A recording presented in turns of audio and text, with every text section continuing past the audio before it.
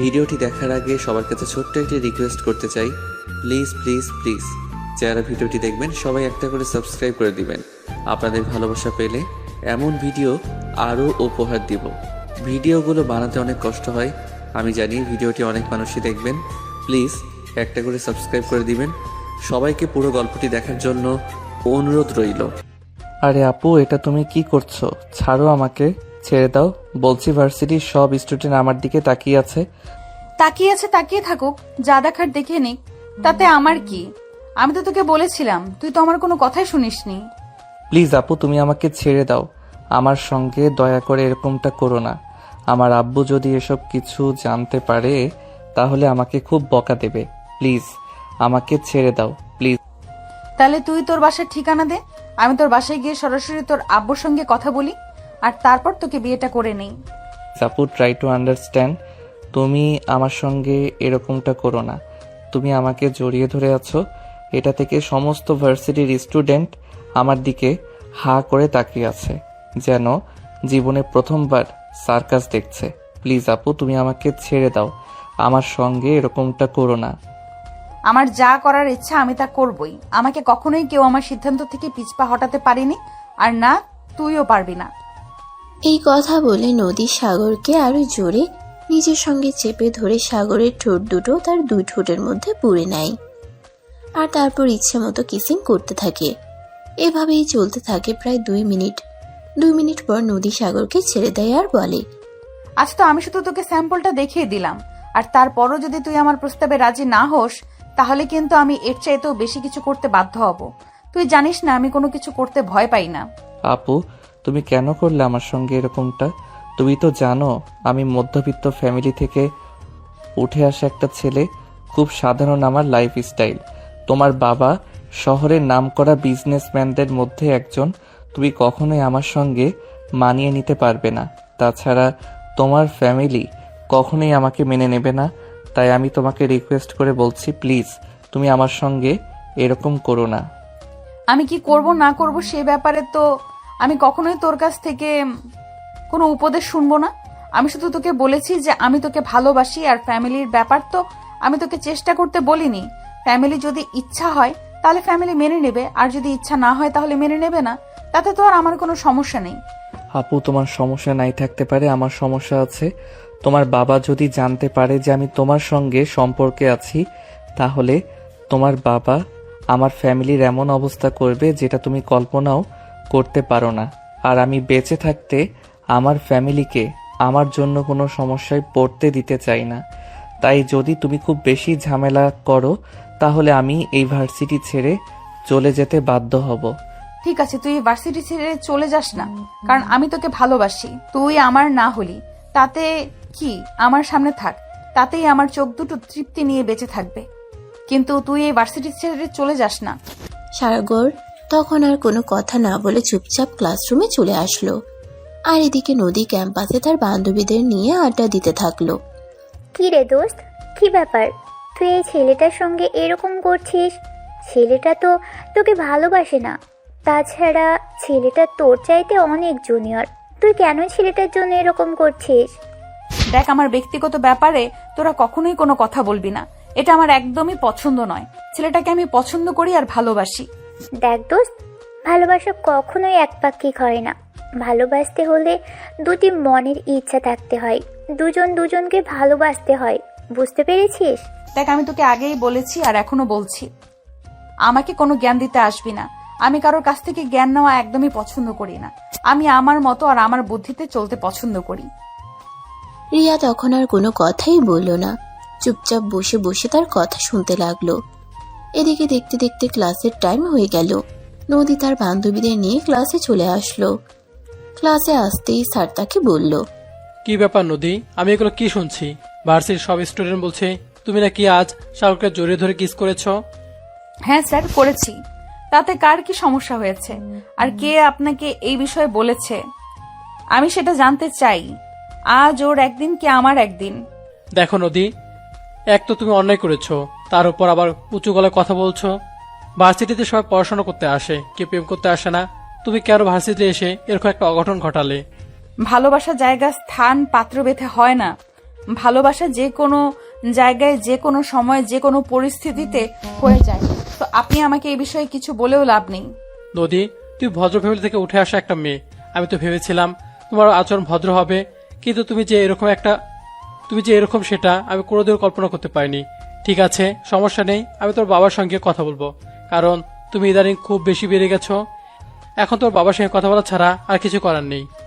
তাহলে তাই করুন। তবে একটা কথা জেনে রাখুন, আপনি আমার বাবা কিংবা যার সঙ্গে কথা বলুন না কেন, তাতে কোনো লাভ হবে না।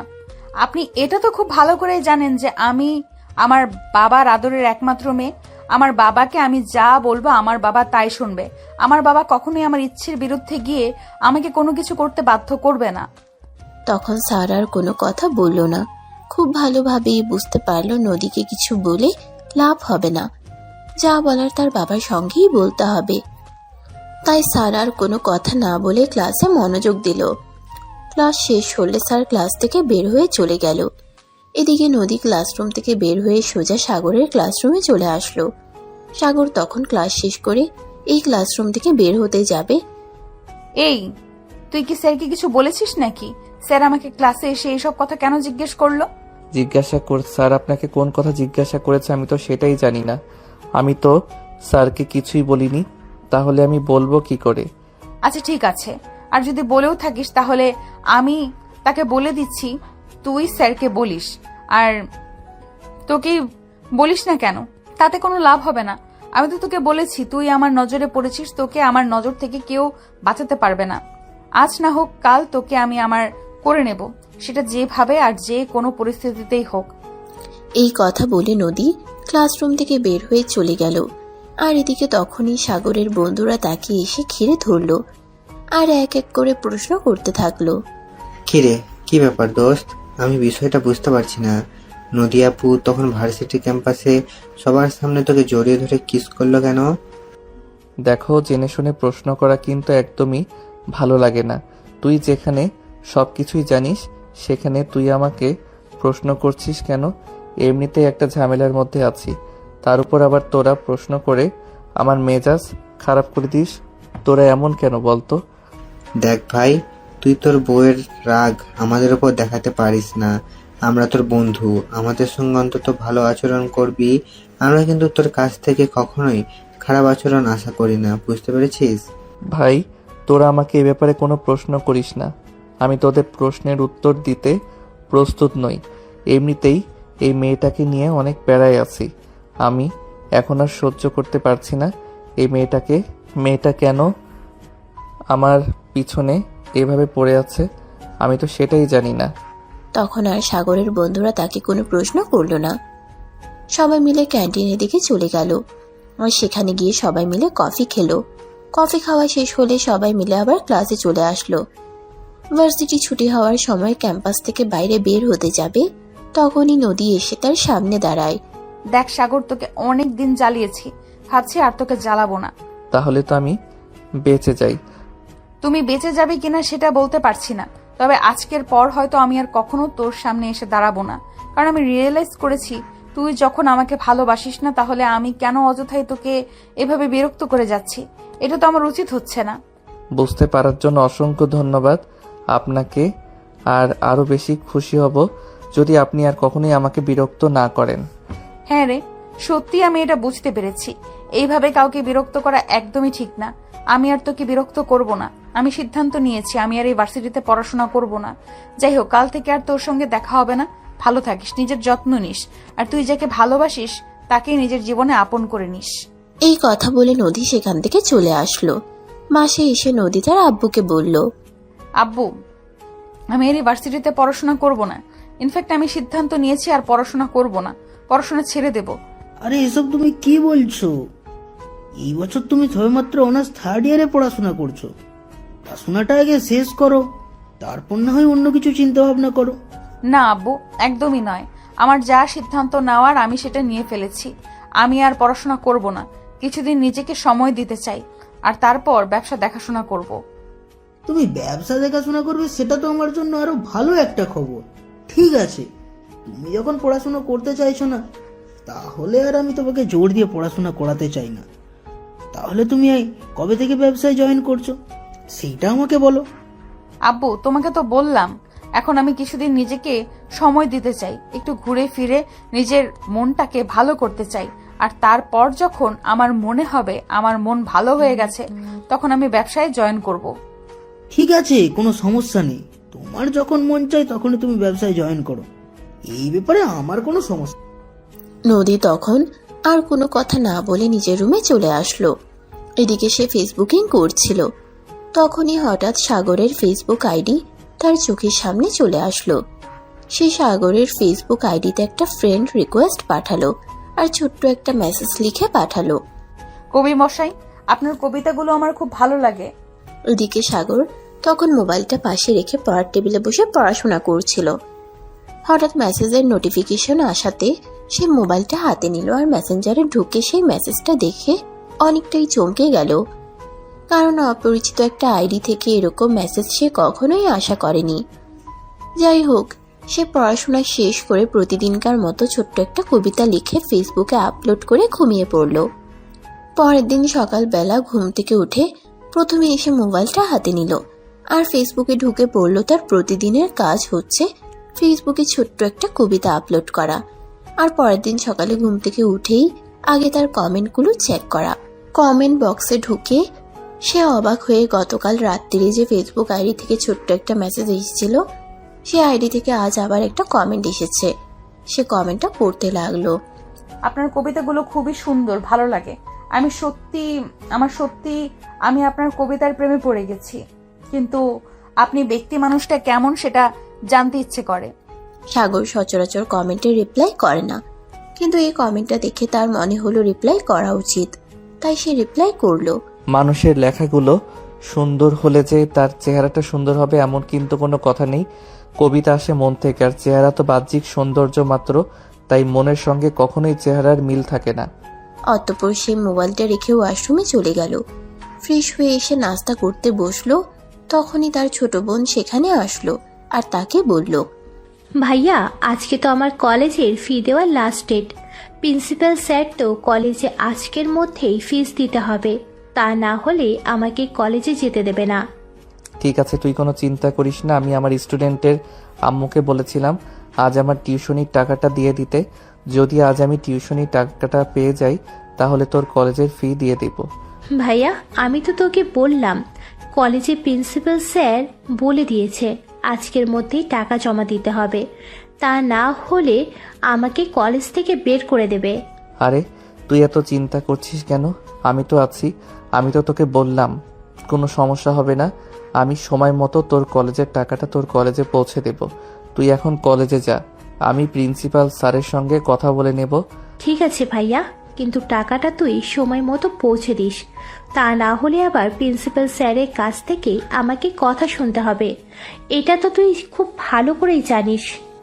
এই কথা বলতে বলতে তিশা নাস্তা করেই বাসা থেকে বের হয়ে চলে গেল। এদিকে সাগর নাস্তা শেষ করতে করতে তার আম্মু তার কাছে আসলো আর বলল, আমাদের জন্য তোকে অনেক কষ্ট করতে হচ্ছে, তাই না বাবা? আসলে আমাদের জীবনটা কেন যে এরকম হলো সেটাই বুঝতে পারছি না। আর যদি তোর বাবা বেঁচে থাকতো তাহলে হয়তো আমাদের এত কষ্ট হতো না। আম্মু প্লিজ, তুমি এভাবে বলো না। আল্লাহর ফয়সালা আমাদেরকে মেনে নিতে হবে। আল্লাহ পাক রাব্বুল আলামিন এটাই চেয়েছিলেন, তাই হয়তো এরকমটা হয়েছে। তা না হলে তো আব্বু আমাদের ছেড়ে এত তাড়াতাড়ি দুনিয়ার মায়া ত্যাগ করে চলে যেতেন না। হ্যাঁ রে বাবা, আল্লাহ ফয়সালা আমাদেরকে মেনে নিতেই হবে, এটা ছাড়া আমাদের কিছুই করার নেই। যাই হোক বাবা, তুই খাবারটা শেষ করে তারপর যা, আমার একটু কাজ আছে, আমি রান্নাঘরে কাজ করছি। এই কথা বলেই সাগরের আম্মু সেখান থেকে চলে গেল। আর এদিকে সাগর নাস্তা শেষ করে তারপর ভার্সিটির উদ্দেশ্যে রওনা দিল। ভার্সিটিতে আসতে না আসতেই তার বন্ধু তাকে বলল, কি ব্যাপার দোস্ত, আজ নদী আপুকে ভার্সিটিতে দেখা যাচ্ছে না? নদী আপু কি আজ ভার্সিটিতে আসেনি নাকি? সেটা তো আমি বলতে পারছি না। নদী আপু কাল আমাকে বলেছিল সে নাকি আর ভার্সিটিতে আসবে না, কিন্তু সেটা সত্যি নাকি মিথ্যা সেটা তো আর আমি জানি না। এখন আমি কি করে বলবো বলো? হ্যাঁ সেটাই ভাবছি, নদী আপু তো ভার্সিটিতে আসলে ভার্সিটির মাথায় করে রাখে, আর আজ তো ভার্সিটির পরিবেশ একদম শান্তশিষ্ট। তাই আমার মনে হচ্ছে আজ ভার্সিটিতে আসেনি। যাই হোক, এখন ক্লাসে চল, ক্লাসের টাইম হয়ে গেছে। এই কথা বলতে বলতে তারা দুজনে ক্লাসরুমে চলে আসলো। ভার্সিটি ছুটি হওয়ার কিছুক্ষণ আগে ভার্সিটির প্রিন্সিপাল সাগরকে নিজের কেবিনে ডেকে নেয় আর বলে, সাগর, তোমাকে একটা কথা বলার ছিল। আমি জানি না তোমাকে এই কথাটা কিভাবে বলবো, কিন্তু অ্যাজ এ ভার্সিটি প্রিন্সিপাল হিসেবে মনে হয় তোমাকে কথাটা বলা দরকার। আর বলুন না, কি বলবেন? আমতা আমতা কেন করছেন? বলে ফেলুন, আমি শুনছি। আসলে আমি তোমার সঙ্গে নদীর ব্যাপারে কথা বলতে চাইছিলাম। নদীর আজ সকালে আমাকে ছোট একটা মেসেজ পাঠিয়েছে। সে নাকি আমার ভার্সিটিতে আসবে না, কারণ সে তোমাকে ভালোবাসতো, কিন্তু তুমি তাকে ভালোবাসো না। তার সামনে তার ভালোবাসা মানুষটাকে তাকে অবহেলা করবে, এটা নাকি সে সহ্য করতে পারবে না।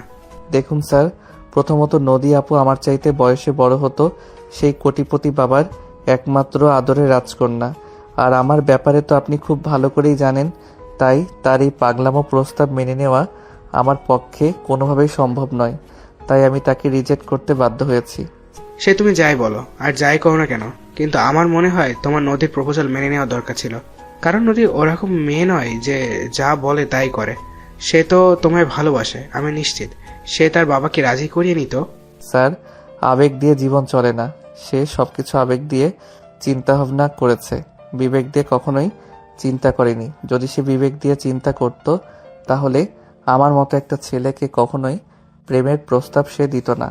যাই হোক, আমি এ ব্যাপারে জোর দিয়ে তোমাকে কিছুই বলতে চাই না। তোমার নিজে যেটা ভালো মনে হয় সেটাই করো, কারণ আমাদের সেটাই করা উচিত যেটা আমাদের মন আমাদেরকে বলে।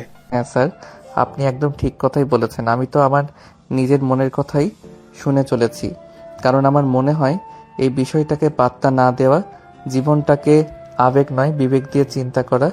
যাই হোক স্যার, আসি তাহলে। এই কথা বলে সে প্রিন্সিপাল স্যারের কেবিন থেকে বের হয়ে চলে আসলো।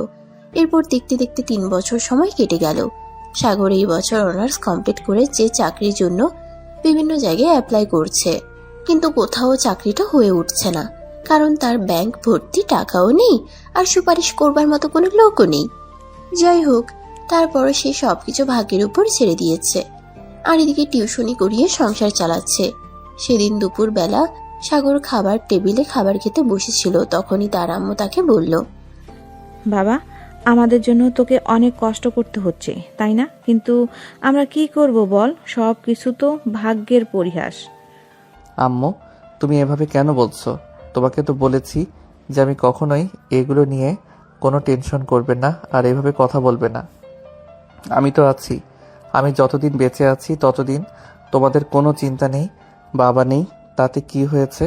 আমি তো আছি, আমি সবটা সামলে নেব, চিন্তা করো না। হ্যাঁ, তোর মতো দায়িত্বশীল সন্তান যেন প্রতিটা ঘরে ঘরে জন্ম নেয়, তোর মতো ভালো ভাই যেন প্রতিটা মেয়ে পায়। আল্লাহর কাছে আমি 2 হাত তুলে দোয়া করি, আল্লাহ যেন তোর মনের আশা পূরণ করে। আম্মু, একদম ঠিক কথা বলেছো। তুমি শুধু আল্লাহর কাছে 2 হাত তুলে আমার জন্য দোয়া করো। আমি শুধু তোমার দোয়া চাই, আর কিছু নয়। তুমি যদি আমার পাশে থাকো তাহলে আমি সব বাধা অতিক্রম করে সুখের সম্মুখীন হতে পারবো। এই কথা বলতে বলতেই সে খাবার শেষ করে নিজের রুমের দিকে চলে যাচ্ছিল। তখনই তার ছোট বোনকে দৌড়ে এসে বাসায় ঢুকলো আর চিৎকার করে বলতে লাগলো, ভাইয়া, আমি ঢাকা ভার্সিটিতে চান্স পেয়েছি। আজ আমার কি খুশি লাগছে আমি বলে বোঝাতে পারবো না। তুই সত্যি বলছিস? তুই ঢাকা ভার্সিটিতে চান্স পেয়েছিস? হ্যাঁ ভাইয়া, আমি ঢাকা ভার্সিটিতে চান্স পেয়েছি, আর এই খবরটা আমি এইমাত্র পেলাম। জানিস ভাইয়া, আজ আমার কত খুশি লাগছে। আমার স্বপ্ন পূরণ আরও একটা ধাপ আমি বেরিয়ে যেতে পারলাম। হ্যাঁ, অনেক দোয়া আর ভালোবাসা রইল তোর জন্য। জীবনের প্রতিটা ধাপ এভাবেই এগিয়ে যা, ভালোভাবে পড়াশোনা কর আর নিজের স্বপ্নগুলো পূরণ কর। এই কথা বলতে বলতে সাগর নিজের রুমে চলে আসলো, আর তখনই মোবাইলটা হাতে নিয়ে কবিতা লিখতে বসে গেল। সাগর প্রতিদিনই কবিতা লিখে, আর এই অচেনা আইডির মেয়েটা প্রতিদিনই সাগরকে ছোট্ট করে একটা কমেন্ট করে। সাগর এতদিন এসব কিছু পাত্তা না দিলেও আজ হঠাৎ কেন জানি না তার মনে হলো এই মেয়েটার সঙ্গে একবার কথা বলা উচিত। তাই সে মেয়েটাকে ছোট্ট করে একটা মেসেজ দিল। হে অপরিচিত বালিকা, কে তুমি আর কি তোমার পরিচয়? আমি তোমার খুব চেনা এবং খুব কাছের কেউ।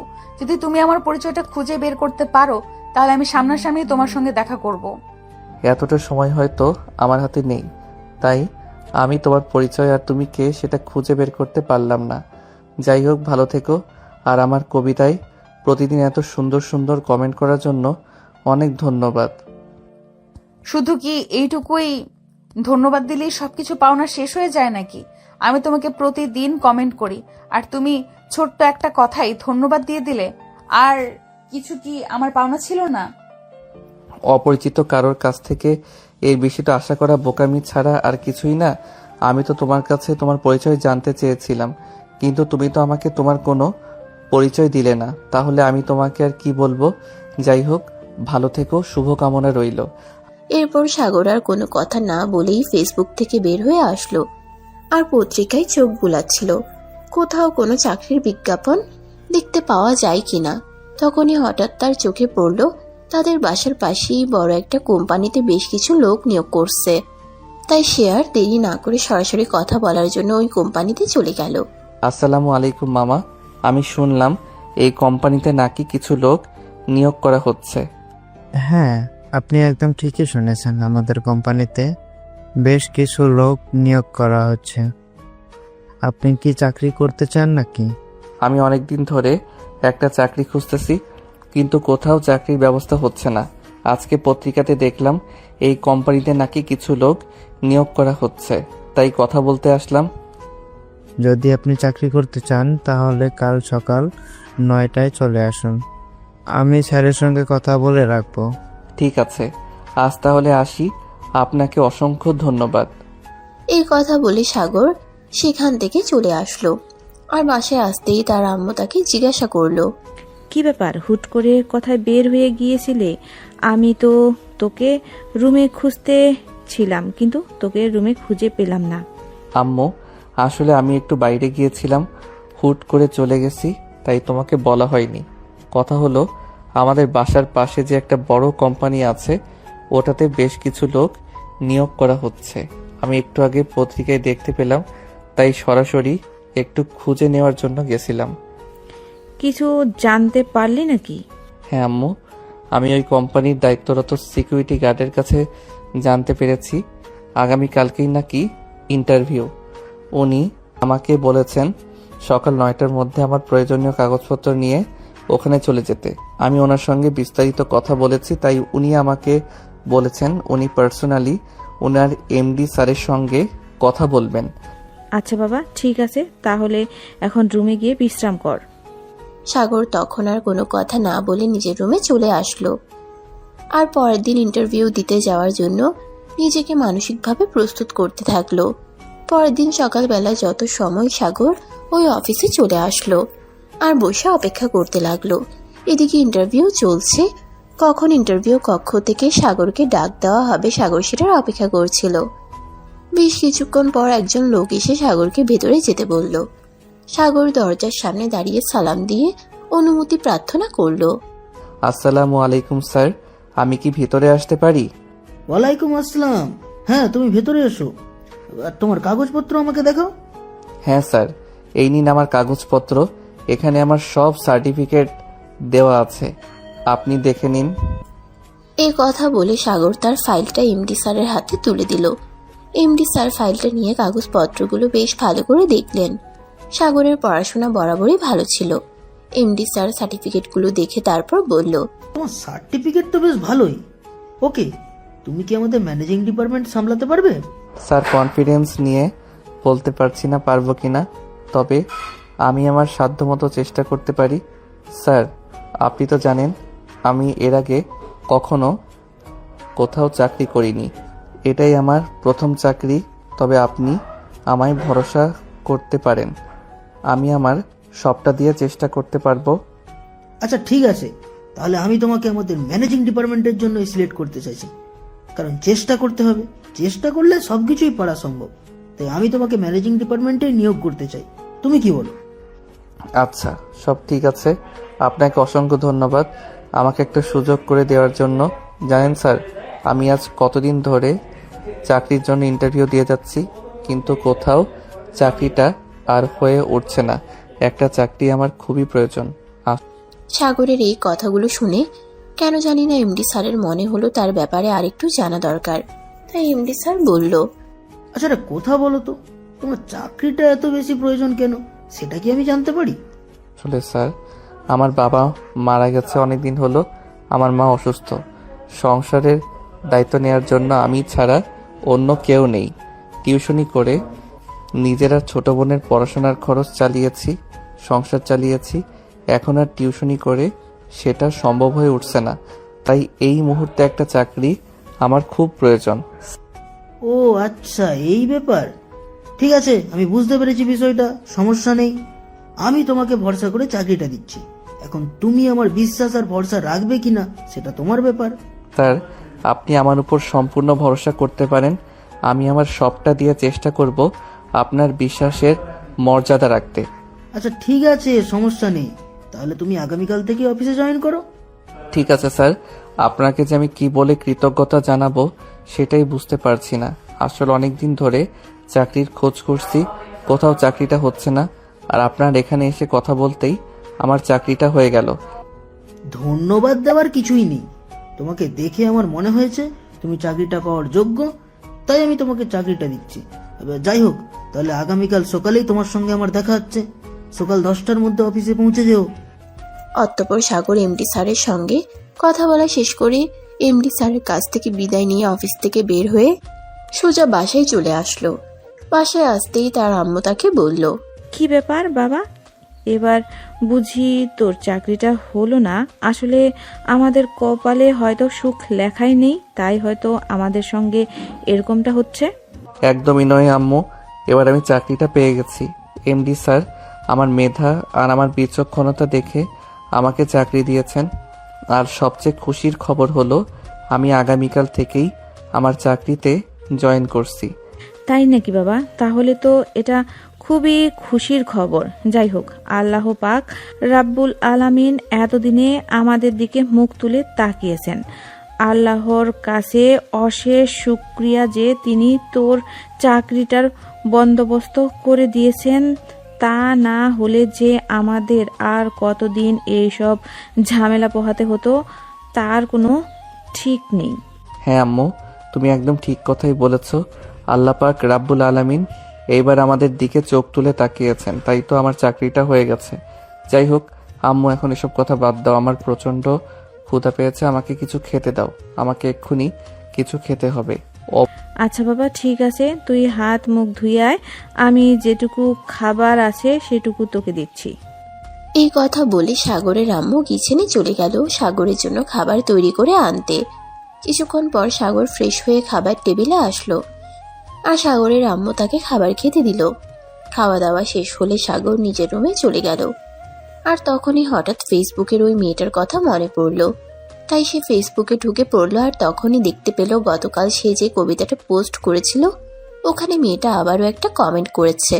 সত্যি বলতে কি জানেন, আমি আপনার কবিতাগুলো পড়তে পড়তে আপনার প্রেমে পড়ে গেছি। যদি সামনাসামনি আপনাকে একদিন দেখতে পেতাম তাহলে হয়তো আমার জীবনটা ধন্য হয়ে যেত। আপনাকে ছুঁয়ে দেখার ইচ্ছে অনেক, জানি না সেই ইচ্ছেগুলো কোনো দিন পূরণ হবে কিনা। তবে আল্লাহর কাছে বলি, যদি কোনো দিন আপনাকে সামনাসামনি পাই তাহলে একবার হলেও আপনাকে ছুঁয়ে দেখব। মেয়েটার কমেন্ট পড়ে সাগর কি রিপ্লাই দিবে সেটাই ভেবে পাচ্ছে না। অনেকক্ষণ চিন্তা ভাবনা করলো আর তারপর মেয়েটার কমেন্টের রিপ্লাই করলো। অপরিচিতা কন্যাকে তুমি সত্যি আমি জানি না, তবে তোমার কথাগুলো খুব ভালো। তুমি গুছিয়ে কথা বলতে পারো। যাই হোক, তবে একটা কথাই বলি, এসব কথা আর সময় আমার পিছনে নষ্ট করে কোনো লাভ নেই। আমি কবিতা লিখতে পছন্দ করি, তাই লিখি। তাই বলে আমার পিছনে টাইম ওয়েস্ট করো না, টাইমটা বৃথা যাবে। এই বলে সাগর সেই দিনও ফেসবুকে ছোট্ট একটা কবিতা আপলোড করলো আর তারপর মোবাইলটা রেখে একটু বিশ্রাম নিল। তার কিছুক্ষণ পরেই তার বন্ধু তাকে ফোন দিল। কিরে দোস্ত, কই তুই? আমি তো আমাদের আড্ডাখানায় সে কখন চলে এসেছি, কিন্তু তোকে কোথাও দেখতে পাচ্ছি না। তুই কি আজ আড্ডাখানায় আসবি না নাকি? হ্যাঁ দোস্ত, আড্ডাখানায় না আসলে কি ভালো লাগবে নাকি? তোদের সঙ্গে কিছুক্ষণ আড্ডা দিতে না পারলে যেন দিনটাই খারাপ যায়। তোরা ওয়েট কর, আমি কিছুক্ষণের মধ্যেই আসছি। এই কথা বলিস একবার ফোনটা কেটে দিল। আর তারপর এই কথা বলে একবার ফোনটা কেটে দিল। আর তারপর বিছানা থেকে উঠে একটা শার্ট আর একটা প্যান্ট গায়ে দিয়ে বাসা থেকে বের হয়ে পড়লো। তাদের পুরনো সেই আড্ডাখানেই চলে আসলো সাগর। সেখানে এসে দেখে তার সব বন্ধুরা অনেকক্ষণ আগে থেকেই সেখানে বসে তার জন্য অপেক্ষা করছিল। তখনই সাগর সবাইকে উদ্দেশ্য করে বলল, দোস্ত, তোদেরকে একটা খুশির খবর দেওয়ার আছে, আমার চাকরিটা হয়ে গেছে। কি বলিস দোস্ত? এটা তো অনেক খুশির খবর, তবে আমাদের কিন্তু ট্রিট দিতে হবে। আমাদেরকে কবে তুই মিষ্টি খাওয়াবি সেটা আগে আমাদের বল। আরে ভাই, এভাবে কেন বলছিস? বেচারি সবেমাত্র একটা চাকরি পেয়েছে, এখনো চাকরির বেতন পায়নি। 1 মাস চাকরি করুক, বেতন পাক, তারপর না হয় আমাদের সবাইকে মিষ্টি খাওয়াবে। এখন প্লিজ তোরা এই বেচারিকে চাপ দিস না। হ্যাঁ রাজু, তুই একদম ঠিক কথাই বলেছিস। তোরা তো আমার আর্থিক অবস্থাটা খুব ভালো করে জানিস, তাই এখন আমাকে তোরা প্রেশার দিস না। আমি আগে চাকরিটা করি, তারপর বেতন পেলে তোদের সবাইকে মিষ্টি খাওয়াবো, আই প্রমিস। ওকে দোস্ত, ঠিক আছে, কোনো সমস্যা নেই। এখন চল, আজ আমি তোদের সবাইকে ঝালমুড়ি খাওয়াবো। আজ আমার বাবা আমাকে পকেট মানি দিয়েছে। হ্যাঁ, সে তো তুই প্রতি মাসে যখন তোর পকেট মানির টাকা পাস তখন শুধু আমাদেরকে ঝালমুড়ি খাওয়াস, অন্য কিছু তো আর খাওয়াস না। কি করবো সেটাই বল। আমরা মধ্যবিত্ত ফ্যামিলির ছেলে, আমাদের তো আর মাস শেষে বাবারা লাখ লাখ টাকা হাত খরচের জন্য দেয় না। আমাদেরকে অল্প কিছু টাকা দেয় যাতে আমাদের পুরো মাসটা চলতে হয়। তাই আমরা তো আর বড়লোক ছেলেদের মতো এত টাকা উড়াতে পারি না। তোদের তো তাও মাথার উপর একজন মানুষ আছে যারা তাদের বিপদে আপদে পাশে দাঁড়ায়, কিন্তু আমার তো সেই মানুষটাও নেই। আমার তো সবকিছু আমার নিজেকেই ম্যানেজ করতে হয়। হ্যাঁ রে দোষ, মাঝে মাঝে তোর জন্য অনেক খারাপ লাগে। আল্লাহ পাক কেন তোর আব্বুকে এত তাড়াতাড়ি তোর কাছ থেকে কেড়ে নিল? আল্লাহ চাইলে তো আঙ্কেলকে আরো কিছুদিন বাঁচিয়ে রাখতে পারতো, কিন্তু কি এমন হলো যে আল্লাহ তোর আব্বুকে নিয়ে নিল? তার জন্য আল্লাহর উপর আমার কোনো অভিযোগ নেই। আল্লাহর ফয়সালা আমি মেনে নিয়েছি। আল্লাহর যেটা ভালো লেগেছে আল্লাহ সেটাই করেছে। যাই হোক, এখন যেহেতু চাকরিটা পেয়ে গেছি, আশা করি আর কোনো সমস্যা হবে না। হ্যাঁ, একদম ঠিক কথাই বলেছিস। যাই হোক, এখন তো আবার তোকে টিউশনি পড়াতে যেতে হবে। তুই চলে যা, আজকের পর থেকে তো আর টিউশনি পড়াবি না, তাই না? আজকের পর থেকে হয়তো আমি আর টিউশনি পড়াতে পারবো না, কারণ আমার অফিস টাইম সকাল 10টা থেকে রাত 8টা পর্যন্ত। তাহলে আমি টিউশনি কখন করাবো? আজ থেকে আমার ছাত্রছাত্রীদের বলে আসবো আমি আর কাল থেকে তোদের পড়াতে পারবো না। আচ্ছা দোস্ত, তাহলে তুই চলে যা, আমরাও চলে যাব।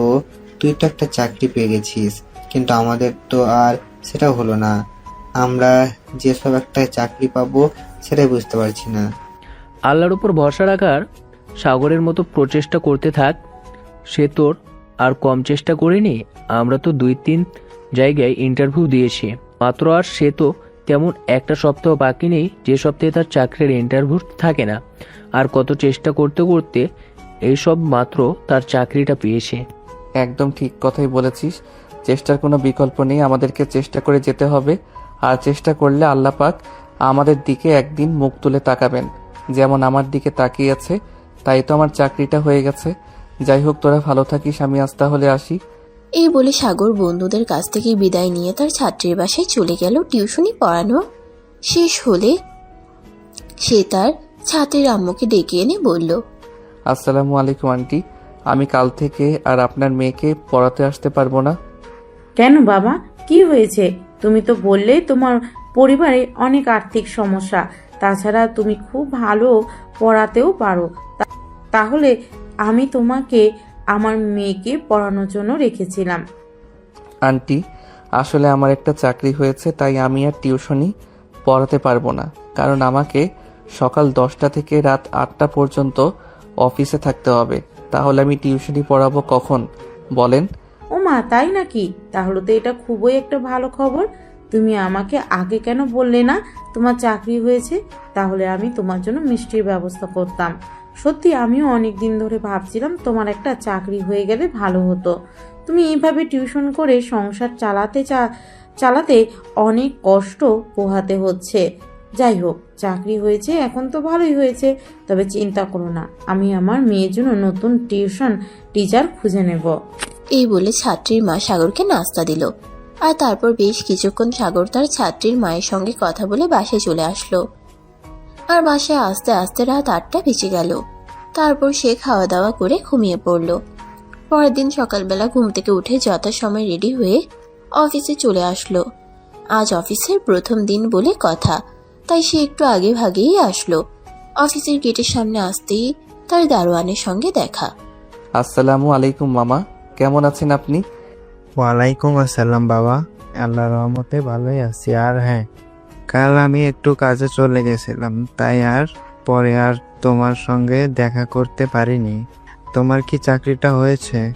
হ্যাঁ মামা, আপনাদের দোয়ায় আমার চাকরিটা হয়ে গেছে।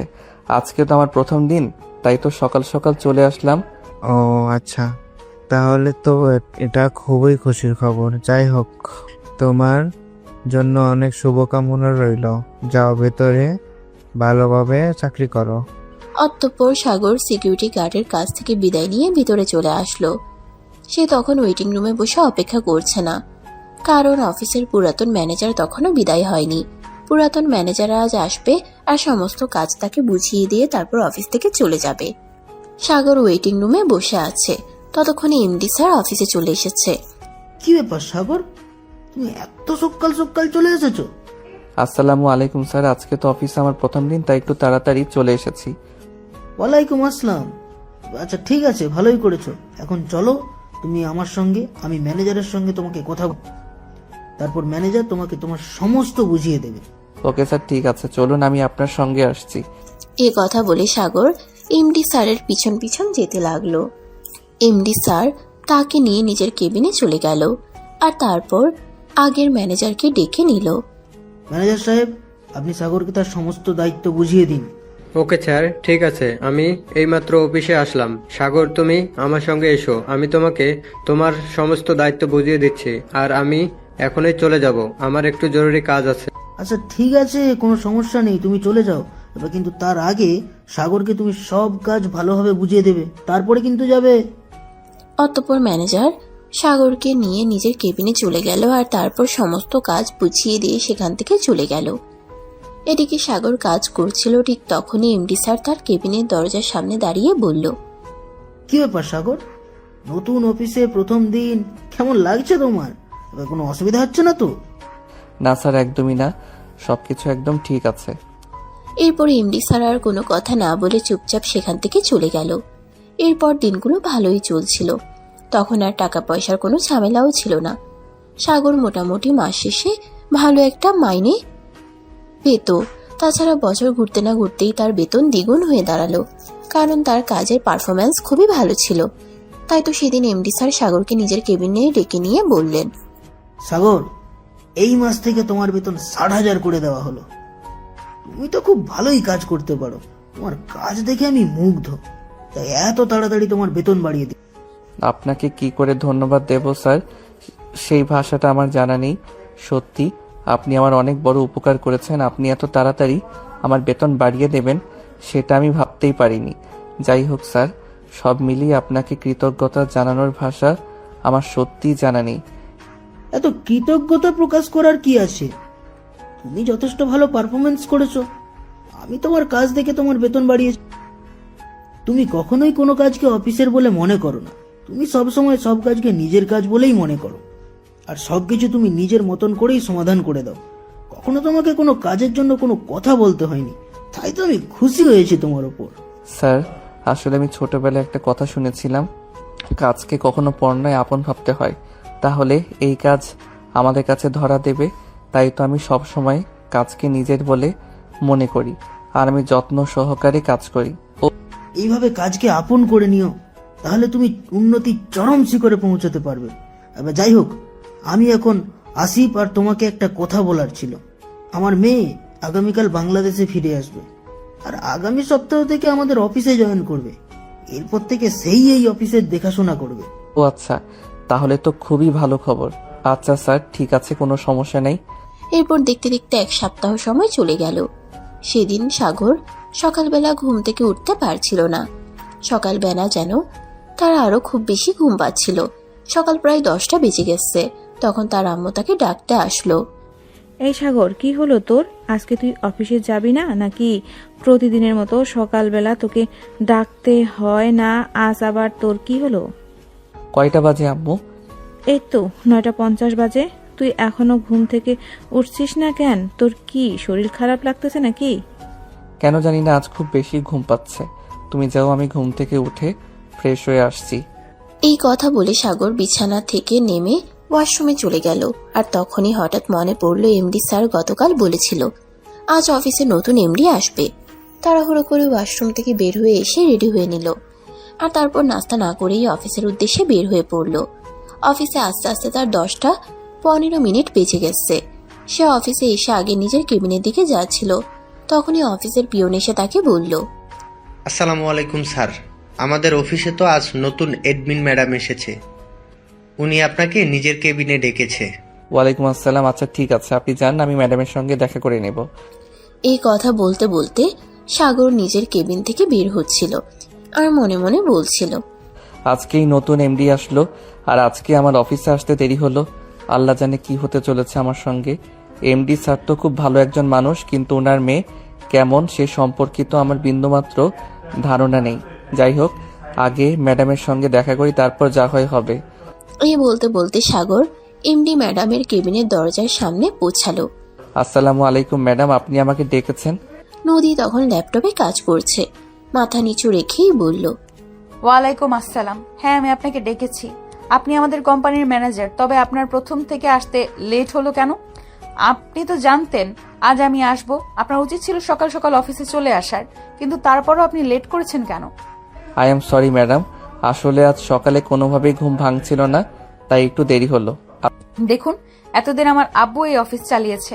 আমার আব্বুর সামনে আপনি কি করতেন না করতেন সেই সবকিছু আমি জানি না, আর জানতেও চাই না।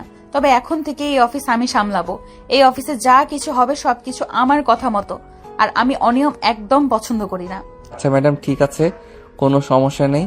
আসলে আমি কখনোই লেট করে আসি না, কিন্তু আজ হঠাৎ আমার কি হলো সেটাই বুঝতে পারছি না। আপনি এখন এখান থেকে যান। আমি আপনার এসব ফালতু বকবকানি শুনতে চাইছি না। আর ঠিক মতো কাজ করবেন। আমার কিন্তু কাজে ফাঁকি দেওয়া একদম ভালো লাগে না। আশা করি বুঝতে পেরেছেন। হ্যাঁ ম্যাডাম, আমি সবটা বুঝতে পেরেছি। আপনি চিন্তা করবেন না, আমি কখনোই কাজে ফাঁকি দেই না। আমি সব সময় সব কাজ ভালো মতোই করি। তাই তো এমডি স্যার আমাকে এত ভালোবাসেন, আর বছর ঘুরতে না ঘুরতে আমার বেতন দ্বিগুণ করে দিয়েছেন। এই যে দেখুন, আমি তো আপনাকে বললাম এত বকবক করা আমার একদমই আমি পছন্দ করি না। আমার যা বলার আমি আপনাকে বলে দিয়েছি। আপনি এখন আসতে পারেন। হ্যাঁ, আমি যেটা আপনাকে বলেছি সেটা আপনি সবসময় মাথায় রাখবেন। আমার সামনে এত বকবক করবেন না, আর সময়ের কাজ সময় মতো করবেন। সাগর তখন মাথা নাড়িয়ে সেখান থেকে চলে আসলো।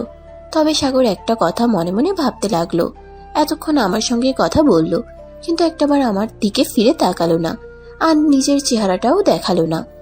এমন হওয়ার কারণটা কি? এই কথা চিন্তা করতে করতে সাগর নিজের কেবিনে চলে আসলো আর নিজের মতো করে কাজ করতে থাকলো। অফিসের টিফিন টাইম হবে, এমন সময় হঠাৎ অফিসের পিয়ন এসে বলল, স্যার, নতুন এডমিন ম্যাডাম আপনাকে ডেকে পাঠিয়েছেন, আপনাকে বলেছে এক্ষুনি যেতে। সাগর তখন মনে মনে ম্যাডামকে 100টা গালি দিতে লাগলো, আর তারপর নিজের কেবিন থেকে বের হয়ে চলে গেল। আসলে যখন এমডি স্যার ছিল তখন তাকে কখনো এরকম পরিস্থিতির মুখোমুখি হতে হতো না। সে সব সময় নিজের কাজ শেষ করত, তারপরই ফাইল নিয়ে এমডি স্যারের কেবিনে গিয়ে সেগুলো জমা দিয়ে আসতো।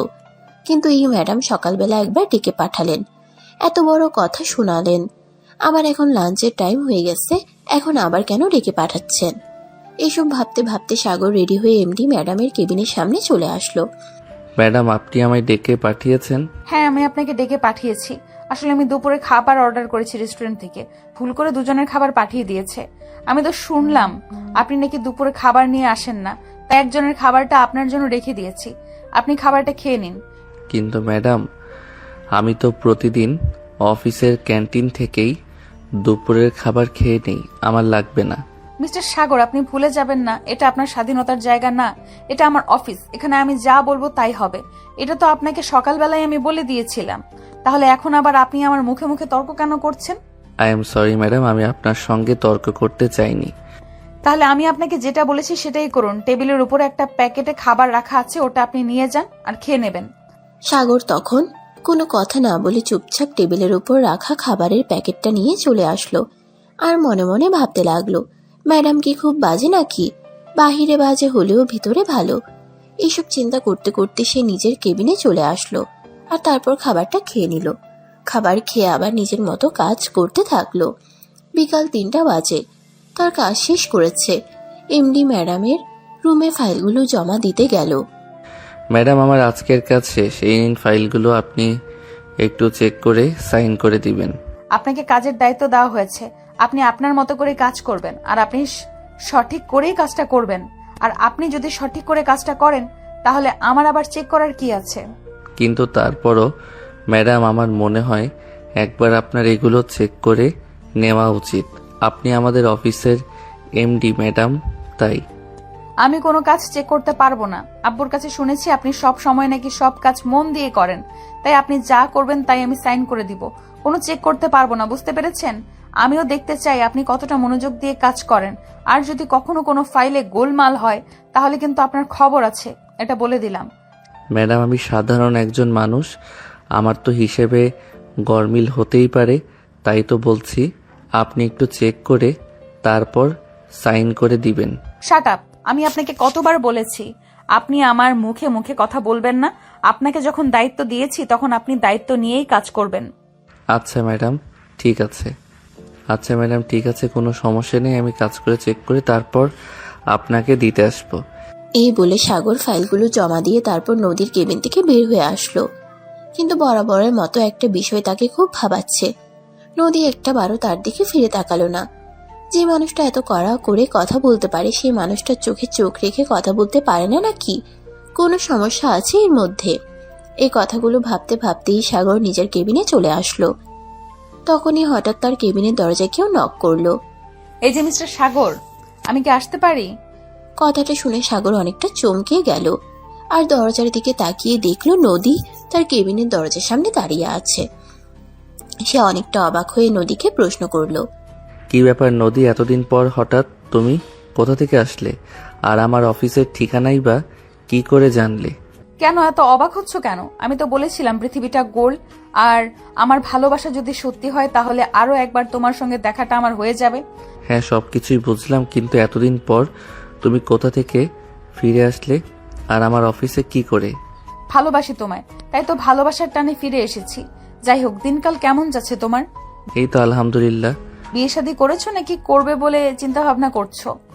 না, আসলে কখনো সেরকম চিন্তা করিনি, কারণ তুমি তো জানতে আমার একটা ছোট বোন আছে। এই তো বছরখানেক হলো চাকরিটা পেয়েছি, ফ্যামিলির একটু হাল ধরেছি। বোনটা এখনো পড়াশোনা করছে, সে পড়াশোনা শেষ করবে, কিছু একটা করবে, তারপর তাকে বিয়ে দেব, আর তারপর না হয় নিজের চিন্তা ভাবনা করব। তখনই হঠাৎ নদীর আব্বু সেখানে চলে আসলো আর বলল, নদী, তোমাকে ফোনে পাওয়া যাচ্ছে না, তাই আমাকে অফিসে চলে আসতে হলো। আসলে আমি আর তোমার আম্মু আজকে একটু চট্টগ্রাম যাচ্ছি। তোমার দাদু অসুস্থ, ওনার সঙ্গে দেখা করতে হবে। আমাকে একটা মেসেজ করে দিলেই পারতে, এখানে আর কষ্ট করে আসার দরকার কি ছিল? আচ্ছা ঠিক আছে, তোমরা চলে যাও, সমস্যা নেই। নদীর আব্বু তখন সেখান থেকে চলে গেল। এ দেখে সাগর অবাক হয়ে নদীর দিকে তাকিয়ে আছে। এটা দেখে নদী বলল, কি ব্যাপার মিস্টার সাগর, কি হয়েছে? তুমি এভাবে আমার দিকে হা করে তাকিয়ে আছো কেন? তুমি এমন ভাবে তাকিয়ে আছো যেন মনে হচ্ছে তুমি এই জীবনে প্রথমবার আমাকে দেখছো। না, আসলে একটা বিষয় ভেবে খুব অবাক হচ্ছি। পৃথিবীটা আসলেই গোল। আমাকে অবশেষে ঘুরে ফিরে তোমার দ্বার প্রান্তেই ফিরে আসতে হলো।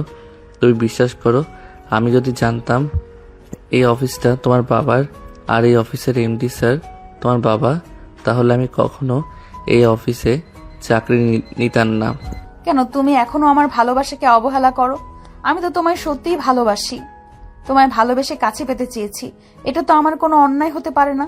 প্লিজ সাগর, তুমি এবার আর আমাকে ফিরিয়ে দিও না।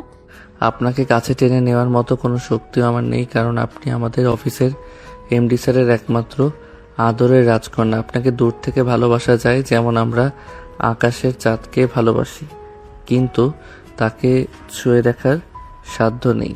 কে বলেছে ছুঁয়ে দেখার সাধ্য নেই? জানো, আমি যেদিন জানতে পেরেছি তুমি আমাদের অফিসে চাকরি নিয়েছো, সেদিন সিদ্ধান্ত নিয়েছি বাংলাদেশে চলে আসার। আর তারপর আমি আব্বুকে সবকিছু খুলে বলেছি, আর সবকিছু শুনে আব্বু আমাকে বাংলাদেশে নিয়ে এসেছে। আসলে তুমি তো জানো ওখানেও আমাদের একটা বিজনেস আছে, আমি ওখান থেকে ওই বিজনেসের দেখাশোনা করছিলাম। কিন্তু যেদিন তোমার খোঁজ পেলাম সেদিন আর ওখানে থাকতে পারলাম না।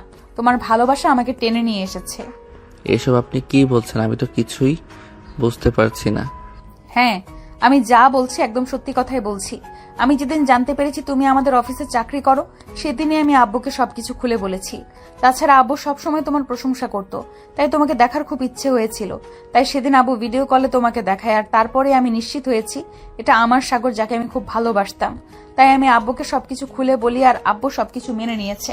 তাই তো আমি আবার তোমার লাইফে ফিরে এসেছি। কিন্তু আর কোনো কিন্তু নয়, আমার আব্বু আম্মু আজ চট্টগ্রাম যাচ্ছি। আমার দাদু অসুস্থ, তাদের সঙ্গে দেখা করতে আগামীকালকেই ঢাকায় ফিরে আসবে। আর তার পরের দিন আমি আব্বুকে তোমার আম্মুর সঙ্গে কথা বলতে পাঠাবো। প্লিজ এবার তুমি না করো না। সত্যি তুমি আমাকে এতটা ভালোবাসো সেটা আমি জানতাম না। ভার্সিটি লাইফে তোমাকে কত অবহেলা করেছি, কত অপমান পর্যন্ত করেছি, কিন্তু তারপরেও তুমি সবসময় আমার পিছনে পড়ে রয়েছো। জানি না তুমি আমার মাঝে কি দেখতে পেয়েছো, আর এটাও জানি না যে তুমি যে স্বপ্ন নিয়ে আমায় ভালোবেসে যাচ্ছ সেই স্বপ্ন আমি কোনোদিনও পূরণ করতে পারবো কিনা। আমার স্বপ্ন আকাশ ছোঁয়া নয়, আমার স্বপ্ন এইটুকুই, আমি চাই শুধু তুমি আমায় ভালোবাসো আর সারা জীবন ভালোবেসে যাও, তাহলেই আমার হবে। আমি অট্টালিকা চাই না, আমি কুড়ে ঘরে থাকতে পারবো। আমি 3 বেলা 5 স্টার হোটেলে খেতে চাই না, 2 বেলার ডাল ভাত হলেই চলবে। দিন শেষে আমি আমার ভালোবাসার মানুষটার বুকে মাথা রেখে ঘুমাতে চাই। কারণ কি জানো, লাখ টাকার খাটে শুয়েও মানুষ ঘুমাতে পারে না। কারণ যেখানে ভালোবাসার অভাব থাকে সেখানে ভালোবাসার মানুষটা থাকবে, সেখানে আমি মাটিতে বিছানা পেতেও খুব ভালোভাবে ঘুমাতে পারবো। আচ্ছা ঠিক আছে, তুমি যেহেতু এতটা বছর অপেক্ষা করে আবার আমার জীবনে ফিরে এসেছো, আমি তোমাকে ফেরাবো না। তুমি যদি সবকিছু মিলিয়ে চলতে পারো তাহলেই আমি তোমাকে বিয়ে করতে রাজি আছি।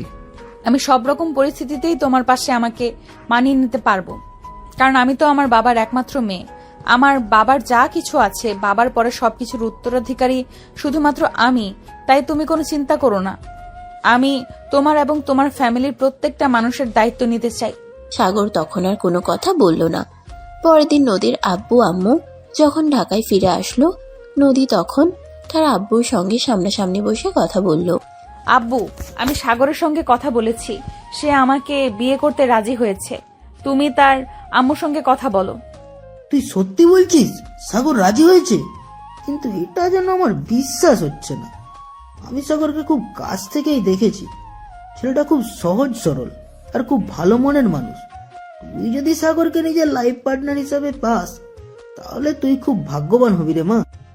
হ্যাঁ বাবা, সাগরকে আমি খুব কাছ থেকেই দেখেছি, তাই আমি সাগরকে ভালোবাসি। এখন আমার ভালোবাসার মানুষটাকে আমার কাছে এনে দেওয়ার দায়িত্বটা তোমার। ঠিক আছে মা, তুই কোনো চিন্তা করিস না। আমি আজকেই সাগরের আম্মুর সঙ্গে দেখা করব আর তোদের বিয়ের ব্যাপারেও কথা বলবো।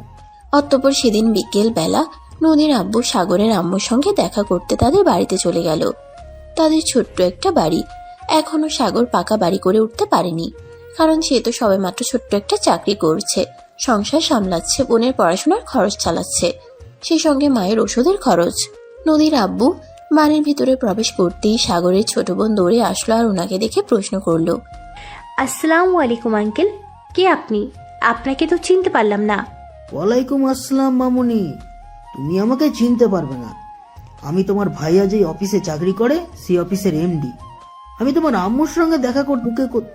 তোমার আম্মু কোথায়? ওনাকে একটু ডেকে দিতে পারবে? কেন আঙ্কেল, কি হয়েছে?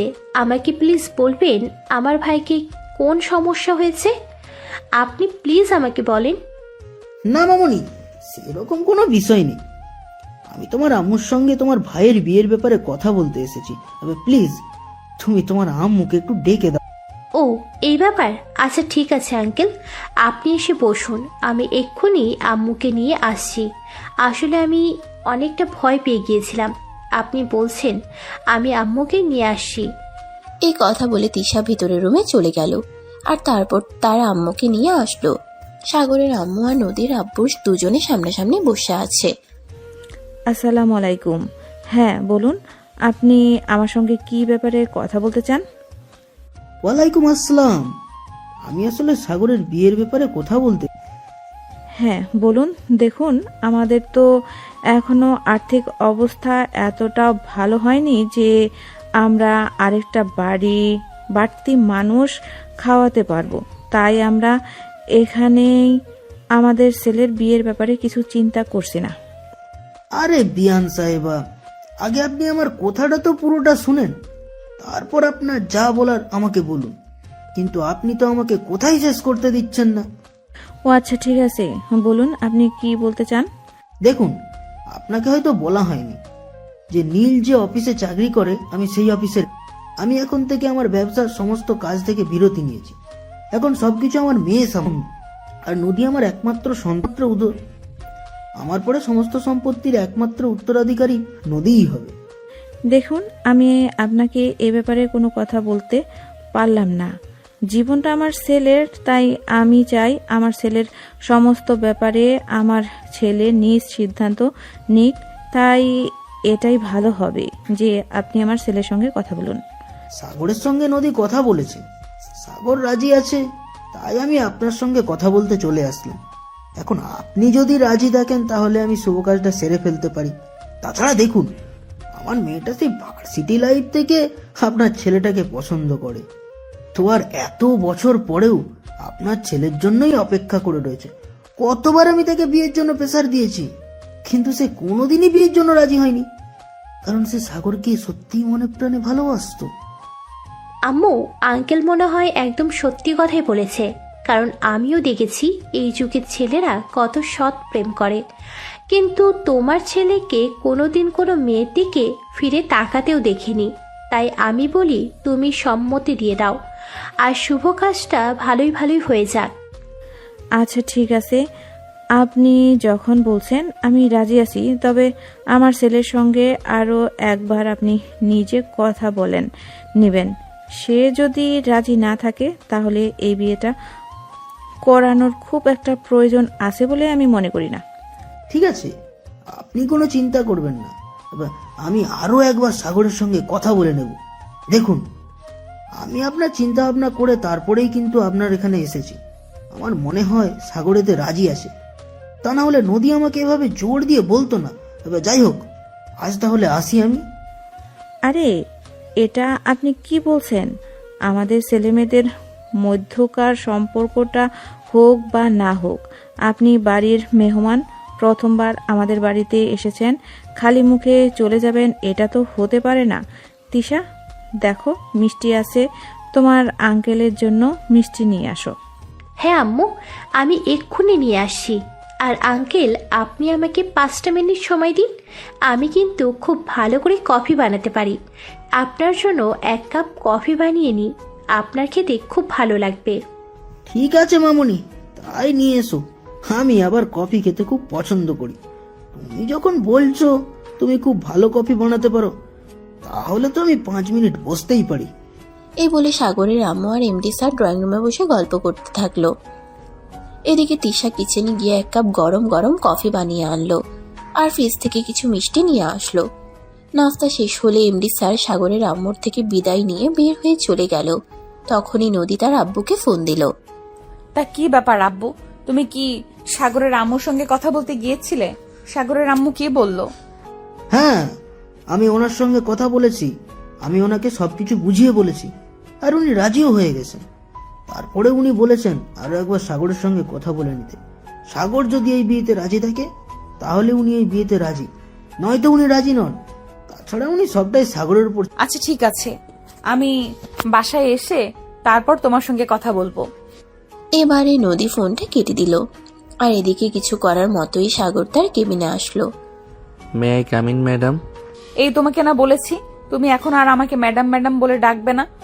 কয়েকদিনের মধ্যেই আমাদের বিয়ে হতে চলেছে, আমি তোমার বউ হব, তুমি আমাকে নাম ধরে ডাকবে। আগে বিয়েটা তো হোক, তারপর না হয় নাম ধরে ডাকা যাবে। কিন্তু বিয়ে হলেও তুমি তো আমার বাড়িতেই আমার বউ থাকবে, আর অফিসে তো তুমি আমার বসই থাকবে। অফিসে তুমি আমার বস আর আমি তোমার অধীনস্থ কর্মচারী, আর বাড়িতে আমি তোমার স্বামী হব। বুঝতে পেরেছো? না, একদমই নয়। আমি এই যুগের মেয়ে, তবে আমি এতটাও বলতে চাইনি। আমি আমার স্বামীকে যথেষ্ট রেসপেক্ট করব। আদিম যুগের মেয়েরা যেমন স্বামীকে অনেক সম্মান করত, আমিও ঠিক তেমনটাই করব। আমি তোমাকে বিয়ে করব, কিন্তু তুমি কি ভেবেছো বিয়ের পরও আমি অফিস সংসার সবকিছু সামলাবো? আমি অফিস সামলাতে পারবো না। আমি সংসার, বাচ্চা কাচ্চা আর শাশুড়িকে নিয়ে ভালো একটা লাইফ ক্রিয়েট করতে চাই, আর অফিসের সবটাই আমি তোমার উপর ছেড়ে দেব। আরে না, একদমই নয়। তাহলে তো আমি তোমাকে বিয়ে করব না। তোমার বাবার অফিস সবকিছুই তোমার, তাহলে তুমি কেন সামলাবে না? আমি কেন যেচে পড়ে নিজের উপর এতটা প্রেশার নিতে যাব? কারণ ওই যে বললাম, আমি তোমার বউ হব, আর বিয়ের পর একটা মেয়ের কাজ হলো তার স্বামী, সন্তান, সংসার আর দেশের মানুষজনদের নিয়ে ভালো থাকা। আমি সেটাই করব। তাহলে আমি তোমাকে বিয়ে করব না, কারণ আমি নিজের ইচ্ছায় এত বড় ঝামেলা পোহাতে চাই না।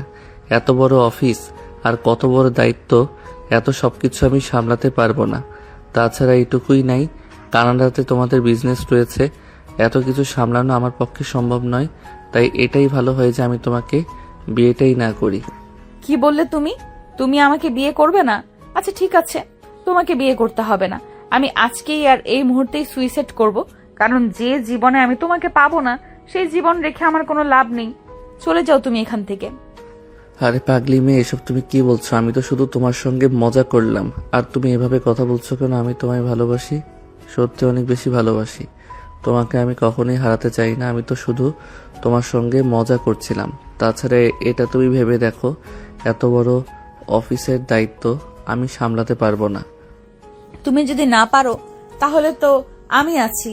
তার আগে তুমি একবার চেষ্টা তো করে দেখবে, তাই না? অতঃপর সাগর কোনো রকমের বিষয়টা ধামাচাপা দিল আর নদীর সঙ্গে বসে অনেকক্ষণ গল্প করতে থাকলো। এভাবে দেখতে দেখতে অফিসের টাইম শেষ হয়ে আসলো। সাগর অফিস থেকে বের হয়ে সোজা বাসায় চলে আসলো। বাসায় আসতে না আসতেই তার ছোট বোন তিশা তাকে বলল, কি রে ভাইয়া, জল এত দূর পর্যন্ত গড়িয়ে গেছে, একবার আমাদেরকে বললিও না। তুই এরকম কেন রে? কোন জল আর কোথায় পর্যন্ত গড়িয়ে গেছে সেটা তো আমি বুঝতে পারছি না। কি হয়েছে খুলে বলো তো শুনি। ওরে বাবা, অফিসের এমডির মেয়ের সঙ্গে প্রেম করিস আর এখন আবার বলছিস কিছুই বুঝতে পারছিস না? এরপর ন্যাকা সাজছিস কেন? সবকিছু বলে দিলেই তো পারতি। আমরা কি তোকে না বলতাম নাকি?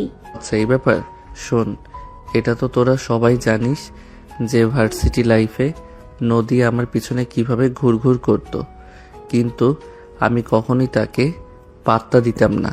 সে বড়লোক বাবার একমাত্র মেয়ে বলে আমি চাইতাম না কেউ আমার লাইফের সঙ্গে জড়িয়ে নিজের লাইফটা নষ্ট করব। আমার বাবা নেই, আমি জীবনটা কিভাবে কাটিয়েছি আর এখনও কাটাচ্ছি সেটা শুধুমাত্র আমি জানি। তাই আমার এই অনিশ্চিত জীবনের সঙ্গে কাউকে জড়াতে চাইনি। হ্যাঁ রে ভাইয়া, আমরাও সেটা খুব ভালো করেই জানি। তোর মতো ভাইয়া পাওয়া সত্যি একটা মেয়ের জন্য কতটা ভাগ্যের ব্যাপার, সেটা আমি বুঝতে পারি। যাই হোক, বাদ দে, এখন ফ্রেশ হয়ে আয়, আমি তোকে খাবার দিচ্ছি। সাগর তখন কোনো কথা না বলে সোজা নিজের রুমে চলে গেল। আর তারপরও ফ্রেশ হয়ে এসে খাবার খেতে বসলো। খাবার খেতে খেতেই হঠাৎ তিশা বলে উঠল, ভাইয়া, তোর শ্বশুর কি বললো? বিয়েটা কি তাড়াতাড়ি হচ্ছে নাকি একটু লেট হবে? কেন, এত কিছু জেনে তোর কি লাভ? বিয়ে তাড়াতাড়ি হচ্ছে নাকি লেটে হচ্ছে সেটা তো আমাদের ব্যাপার। তুই এই ব্যাপারে আগ্রহ দেখাচ্ছিস কেন এত? ও বাবা, আমি তো তোর একমাত্র বোন, আমি আগ্রহ দেখাবো না তো কে আগ্রহ দেখাবে? বল শুনি। তোর বিয়েটা হয়ে গেলে তোর রাস্তাটা ক্লিয়ার, তারপরে আমি বিয়েটা করে নিব। ওরে বাবা, এই কথা? তাহলে দাঁড়া, তোকে দেখাচ্ছি মজা। এই বলে সাগর তিশাকে একটা থাপ্পড় দিতে চাইছিল, কিন্তু তিশাকে আর পাই কে, সে ততক্ষণে দৌড়ে সেখান থেকে নিজের রুমে চলে গেল। তারপর সাগর খাবার খেয়ে নিজের রুমে এসে শুয়ে ঘুমিয়ে পড়ল। রাত তখন 12টা বাজে। তখনই নদী তাকে ফোন দিল। সাগর ঘুমিয়ে পড়েছিল, ঘুম ঘুম চোখে ফোনটা রিসিভ করলো। হ্যালো, হ্যাঁ বলো। আরে তুমি তো আচ্ছা মানুষ, বিয়ের আগে কয়েকদিন চুটিয়ে প্রেম করব আর তা না করে তুমি আমাকে ফোন না দিয়ে ঘুমিয়ে পড়েছো। আমি তো ভেবেছিলাম বাসায় গিয়ে খাওয়া দাওয়া করে তুমি আমাকে ফোন দেবে, কিন্তু এখন রাত 12টা বেজে গেল, আমি এইদিকে অপেক্ষা করছি আর তুমি ঘুমিয়ে পড়েছো। ও আসলে শরীরটা ক্লান্ত লাগছিল তো, তাই খাওয়া দাওয়া করে রুমে এসে ঘুমিয়ে পড়েছিলাম। তুমি রাতের খাবার খেয়েছো তো? হ্যাঁ, আমি তো অনেকক্ষণ আগেই রাতের খাবার খেয়ে নিয়েছি, আর তারপরে তো তোমার ফোনের জন্য অপেক্ষা করছিলাম। আমি তো ভেবেছিলাম তুমি একটা ফোন অন্তত দিবে। তারপর দুজনে মিলে বেশ কিছুক্ষণ কথা বলল, আর তারপর ফোন রেখে দিয়ে ঘুমিয়ে পড়ল। এভাবেই চলছিল তাদের দিনগুলো। দেখতে দেখতে প্রায় 1 মাস সময় কেটে গেল। ইতিমধ্যে সাগরের আম্মু আর নদীর আব্বু মিলে কথা বলে তাদের বিয়ের দিন তারিখ ফাইনাল করেছে। কিছুদিনের মধ্যেই তাদের বিয়ে, তাই বিয়ের কেনাকাটা চলছে। তাই তো নদী আর অফিস থেকে তিশাকে ফোন দিল। আসসালামু আলাইকুম, কি ব্যাপার নন্দিনী, কেমন আছো? ওয়ালাইকুম আসসালাম। এই তো ভাবি, আল্লাহর রহমতে ভালোই আছি। তুমি কেমন আছো? হ্যাঁ, ভালোই আছি। একটা কাজ করো, তুমি আজ বিকেলে 3টার দিকে আমার অফিসে চলে এসো। আমি তোমাকে নিয়ে একটু শপিং করতে যাব। বিয়ের তারিখ তো কাছাকাছি চলে এসেছে, কিন্তু এখনো কোনো কেনাকাটাই করা হলো না। তাই ভাবছি আজ একবার তোমাকে নিয়ে একটু শপিং মলে যাব। বিয়ের বেনারসি আর কিছু অর্নামেন্টস চুজ করব। তার জন্য আবার আমাকে ফোন দেওয়া লাগে নাকি? তোমার জামাই তো অফিসেই আছে, তোমার জামাইকে নিয়ে চলে যাও, তাহলেই তো হলো। এই একদম খোটা মেরে কথা বলবে না। সে অফিসে আছে, তাতে কি হয়েছে? তুমি আমার 10টা না 5টা না একটা মাত্র আদরের ননদিনী। তোমার কাছে কি আমি এইটুকু আবদার করতে পারি না নাকি? তাড়াতাড়ি বিকেল বেলা চলে এসো। আর তাছাড়া আমি কি শুধু আমার একার জন্য শপিং করব নাকি? আমার বিয়েতে আমি যেরকম ড্রেস পরবো, যেরকম অর্নামেন্টস পরবো, তুমিও ঠিক সেরকমই ড্রেস আর অর্নামেন্টস পরবে। এটা আমার ইচ্ছে, কারণ আমার তো নিজের কোনো ভাই বোন নেই। যদি তোমাকে আমার বোন হিসেবে পাই, তাহলে আমার জীবনটা ধন্য হয়ে যাবে। হয়েছে হয়েছে, আমাকে আর পাম দিতে হবে না। ঠিক আছে, আমি বিকেলবেলায় চলে আসবো। এগুলো বলে নদী ফোনটা কেটে দিল। আর এদিকে বিকেল 2:30 বাজতে না বাজতেই সে রেডি হয়ে বাসা থেকে বের হয়ে পড়ল। তখনই তার বয়ফ্রেন্ড নিলয় তাকে ফোন করে। হ্যালো বেবি, কি করছো?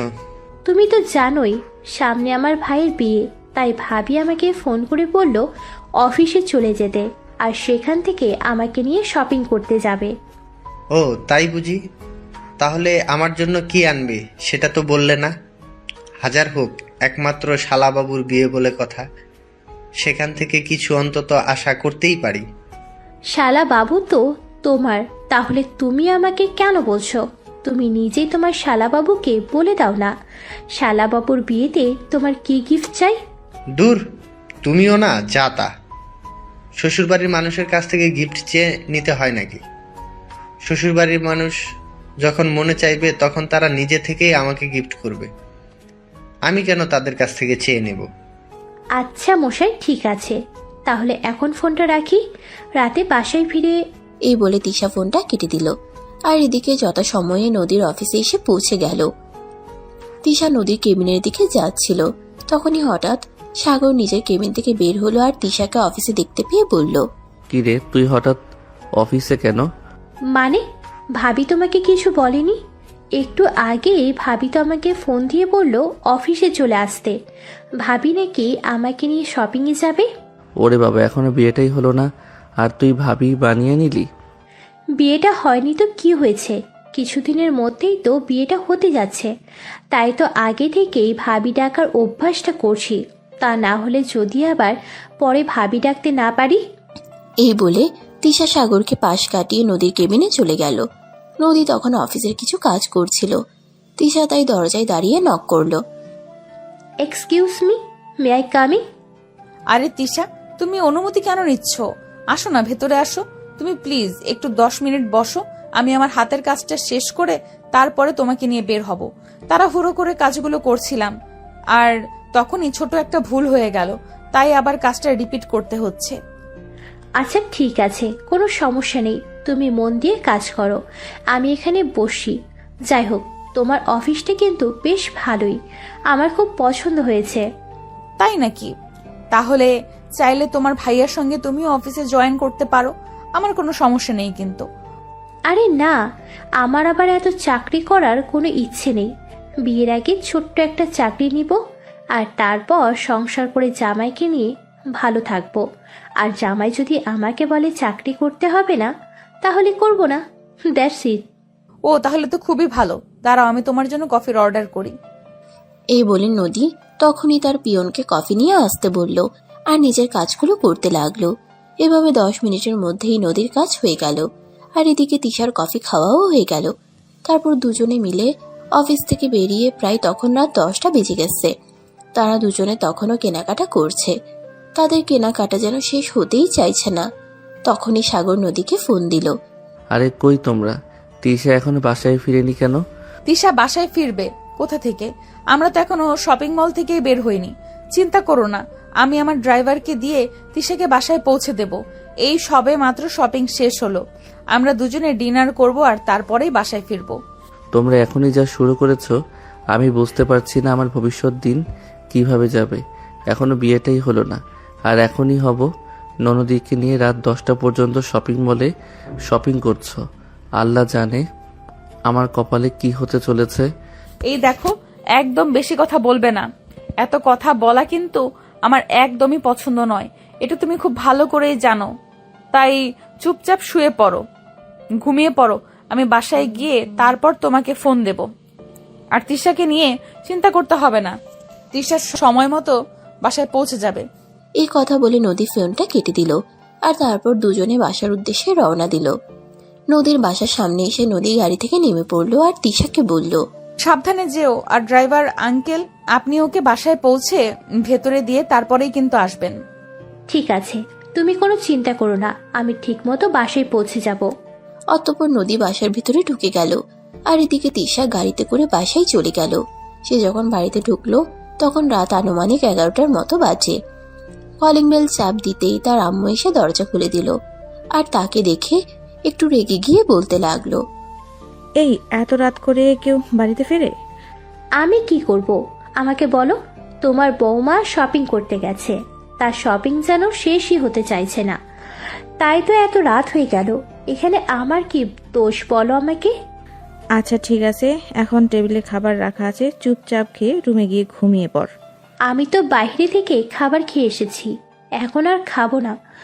যাও তুমি গিয়ে ঘুমিয়ে পড়ো, আর আমিও ঘুমিয়ে পড়বো। এই কথা বলে তিশা সেখান থেকে সোজা নিজের রুমে চলে গেল আর তারপর ঘুমিয়ে পড়ল। এদিকে পরের দিন সকালবেলা ঘুম থেকে উঠেই সাগর তিশার রুমে চলে যায় আর তিশাকে বলে, কিরে, কাল তোরা দুজনে একা একাই শপিং মলে চলে গেলি আর নিজেরাই শপিং আর খাওয়া দাওয়া করে চলে আসলি, আমার জন্য কিছু আনলি না কেন? এই কথা তুই আমাকে কেন বলছিস? তুই তোর বউকে বলতে পারিস না? তোর বউই তো আমাকে নিয়ে শপিং করতে চলে গেল, আমি তো আর নিজের পয়সায় শপিং করিনি। তাছাড়া আমাকে তো আর তোর শপিং করার জন্য কোনো টাকা দিয়ে দিসনি যে আমি তোর জন্য কিছু নিয়ে আসবো। তোরা একদম যাতা। এই বলে সাগর তিশা রুম থেকে বের হয়ে নিজের রুমে চলে গেল। তারপর ফ্রেশ হয়ে নাস্তা করে অফিসে চলে আসলো। এরপর দেখতে দেখতে আরো কিছুদিন সময় কেটে গেল। আজ নদী আর সাগরের গায়ে হলুদ, তাই সকালবেলা সাগরের গায়ে হলুদের আয়োজন করা হয়েছে। সাগরের গায়ের ছোঁয়ানো হলুদ দিয়েই নদীর গায়ে হলুদ হবে, তাই তার বন্ধুরা এসেছে, সাগরকে ধুতি আর পাঞ্জাবি পরানো হয়েছে। তারপর রেডি করে গায়ে হলুদের স্টেজে নিয়ে যাওয়া হলো। সবাই মিলে অনেক হই হুল্লোড় আর আনন্দ উল্লাস করলো। আর তারপরই তিশা তার বান্ধবী আর কাজিনদের নিয়ে নদীর পাড়ে যাওয়ার উদ্দেশ্যে রওনা দিল। গায়ে হলুদের তথ্যগুলো রেখে সোজা নদীর রুমে চলে গেল। রুমে গিয়ে দেখতে পেল নদী রেডি হয়ে বসে আছে। আসসালামু আলাইকুম ভাবি, কি অবস্থা, কেমন আছো? ওয়ালাইকুম আসসালাম। এই তো বসে বসে ভাবছি কবে তোমার ভাইয়ার সঙ্গে বাসর করব, কখন তোমার ভাইয়ার সঙ্গে একটু রোম্যান্স করব। ধুর ভাবি, তুমিও না একদম জাতা, মুখে যা আসে তাই বলে দাও, একটু মুখে আটকায় না। তোমার লজ্জা করে না এইসব বলতে? তোমার লজ্জা করবে কেন? তুমি আমার বোনের মতো ছোট্ট একটা আদরের ননদিনী, তোমাকে কোনো কথা বলতে গেলে আমার লজ্জা করবে কেন? আমি তো এখন থেকে ভাবছি তোমাকে আমি আমার বন্ধুর মতো মনে করব আর আমার জীবনের সবকিছু শেয়ার করব। হ্যাঁ, সে না হয় ঠিক আছে, তাই বলে তুমি আমার ভাইয়ের সঙ্গে রোম্যান্স করবে, সেগুলো আমাকে বলতে তোমার একটু লজ্জা করবে না? না, করবে না, কারণ আমি যাকে বন্ধু মনে করি তাকে আমি আমার সবকিছুই বলি। তাহলে তোমাকে বলতে আমার লজ্জা করবে কেন? যাই হোক, তোমার ভাইয়া কি করে? আজ তো সারা দিন তোমার ভাইয়ার সঙ্গে কথাই বলা হলো না। আমার ফোনটা আমার কাজিনটা নিয়ে নিয়েছে, বলেছে বিয়ের আগে নাকি আর জামাইয়ের সঙ্গে কথা বলতে দেবে না। একদম ভালো কাজ করেছে। সারাদিন শুধু জামাই জামাই আর জামাই। চারপাশে যে আরো কত মানুষ আছে তাদের দিকে কোনো নজর দাও না তুমি। সারাক্ষণ শুধু তুমি তোমার জামাইকে নিয়ে রোম্যান্স করতে চাও। তো কি করব? আমি যেই মানুষটার জন্য এত বছর ধরে অপেক্ষা করে আছি, ফাইনালি সেই মানুষটাকে আমি আমার নিজের করে পেতে চলেছি। তাহলে আমি আনন্দ করব না তো কে আনন্দ করবে বলো শুনি? হ্যাঁ, সেটাও তো ভাবতে হয়। আচ্ছা যাই হোক, এখন নিচে চলো, বিকেল হয়ে আসছে। তোমাকে হলুদ দিয়ে আবার বাসে ফিরে যেতে হবে। এই বলে তিশা নদীকে তাদের বাড়ি থেকে নিয়ে আসা গায়ে হলুদের তথ্য থেকে শাড়ি আর জুয়েলারি পরিয়ে নিচে নিয়ে গেল। আর তারপর হলুদের অনুষ্ঠান শেষ হলে খাওয়া দাওয়া শেষ করে তারপর তার কাজিন আর বান্ধবীদের নিয়ে বাড়িতে চলে আসলো। এদিকে বাড়িতে আসতে না আসতেই সাগর দৌড়ে তিশার কাছে আসলো আর বলল, এই তিশা, নদীর ফোন কি হয়েছে?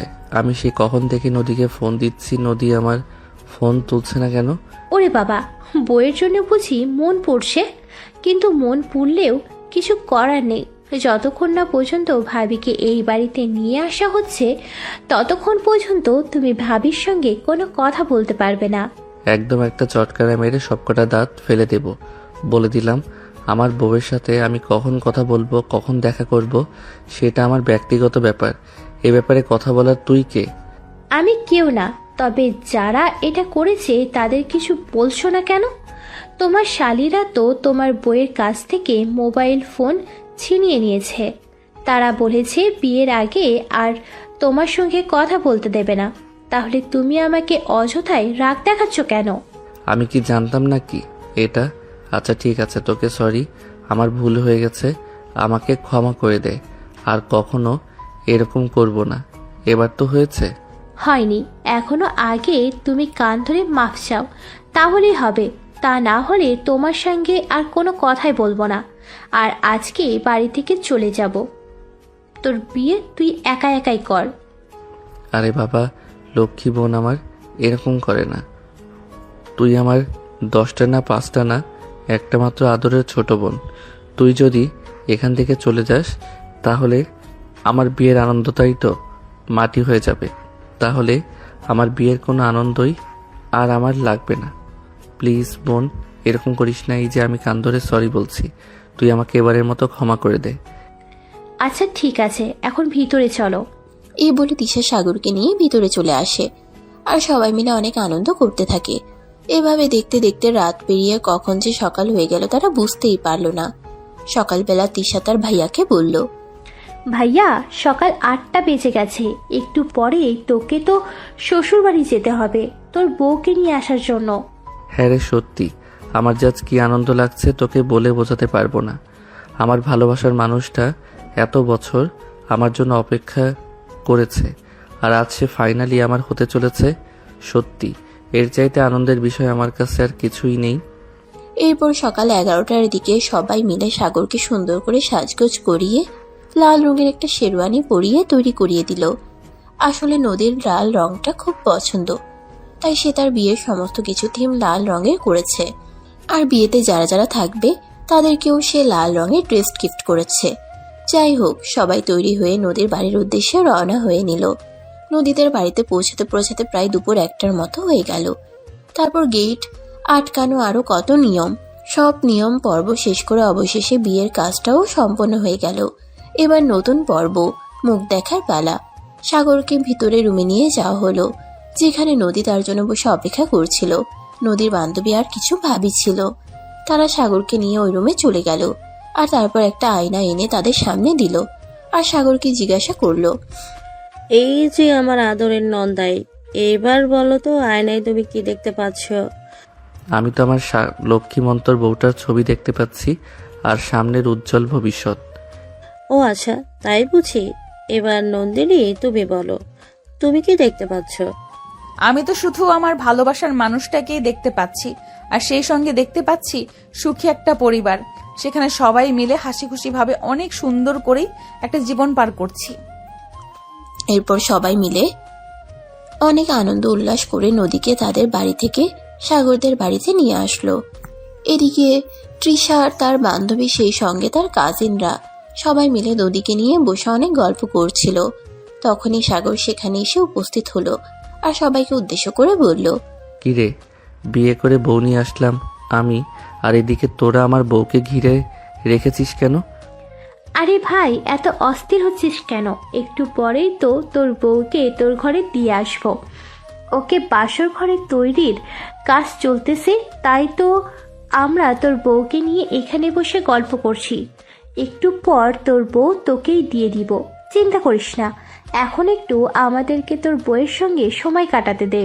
কথাটা শুনে সাগর আর নদী দুজনই অনেকটা লজ্জা পেয়ে গেল। তাই সাগর তখনই এই রুম থেকে বের হয়ে চলে গেল। এদিকে বাসর ঘর তৈরির কাজ শেষ হয়ে গেল। তারপর সবাই মিলে খাওয়া দাওয়া করে তিশা তার ভাবিকে তার ভাইয়ার রুমে নিয়ে গেল আর বলে গেল, ভাবি, আমার ভাইটাকে তোমার হাতে তুলে দিলাম। আজ থেকে তুমি দেখে রেখো, তাকে কখনো অযত্ন করো না। ভাইটা অনেক কষ্ট পেয়ে বড় হয়েছে, আর কখনো কোনো কষ্ট দিও না আমার ভাইটাকে। চিন্তা করো না, সে তোমার ভাইয়া হলেও আমার ভালোবাসার মানুষ। তার জন্য কতটা বছর কতটা সময় অপেক্ষা করেছি সেটা শুধুমাত্র আমিই জানি। সেই মানুষটাকে কখনোই আমি আমার জীবন থেকে হারিয়ে যেতে দেব না। আর দুঃখ কি জিনিস সেটা তো তাকে স্পর্শ করতেই দেব না। তিশা তখন কোনো কথা না বলে চুপচাপ রুম থেকে বের হয়ে চলে গেল। এদিকে কিছুক্ষণ পর সাগর রুমে এসে পৌঁছালো আর সঙ্গে সঙ্গেই রুমের দরজাটা বন্ধ করে দিল। এটা দেখে নদী বেশ অবাকই হলো, আর তাই সে সাগরকে প্রশ্ন করলো, কি ব্যাপার, তুমি রুমে ঢুকে সঙ্গে সঙ্গে দরজা বন্ধ করে দিলে কেন? তো কি করব, আমি আমার বউয়ের সঙ্গে রোম্যান্স করছি, এটা সবাইকে দেখাবো নাকি? তাই বলে রুমে ঢুকে সঙ্গে সঙ্গে দরজা বন্ধ করে দিতে হবে নাকি? এই দেখো, একদম কথা বলো না। এতটা বছর অপেক্ষার পর ভালোবাসার মানুষটাকে কাছে পেয়েছি, এখন কি আর সময় নষ্ট করতে মন চাই নাকি? এই বলে সাগর নদীর কাছে চলে গেল আর তাকে নিজের সঙ্গে জড়িয়ে ধরে কিস করতে থাকলো। তখন নদী তাকে বলতে লাগলো, অপেক্ষা শুধু তুমি করেছো এরকমটাই কি? আমি কি তোমার জন্য অপেক্ষা করিনি? কতটা বছর বাবার বিরুদ্ধে গিয়ে তোমার জন্য অপেক্ষা করে থেকেছি। আমি জানতাম আমার ভালোবাসা সত্য, তাই আজ না হোক কাল তোমাকে ফিরে পাবো, তাই তো অপেক্ষা করেছি তোমার জন্য। তাহলে আর কথা বলে সময় নষ্ট করছো কেন? চলো না, আমাদের ভালোবাসাটাকে পরিপূর্ণতা দেই। অতঃপর নদী আর সাগর দুজনেই এক মুহূর্ত দেরি না করে দুজন দুজনাকে নিয়ে ভালোবাসার মহাসমুদ্রে ডুবে গেল। আর এভাবেই তৈরি হলো তাদের হারিয়ে যাওয়ার পর আবারও ফিরে পাওয়ার নতুন এক ভালোবাসার গল্প।